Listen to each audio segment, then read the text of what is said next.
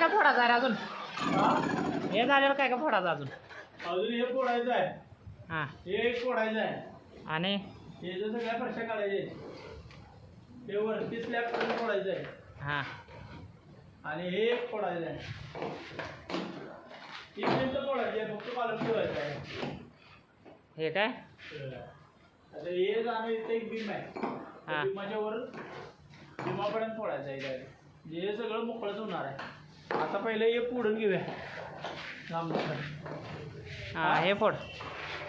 हे पहिलं फोडून गेले म्हणजे हे बाथरूमचं इथं बांधकाम लावायला येते आपल्याला. चालते.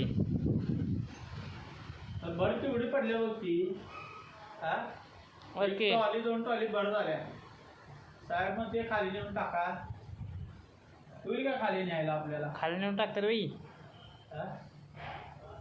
फोडून फोडून हात दुखायला लागले. बघ की ते स्कूलचा ब्रेकर आहे देऊ. मग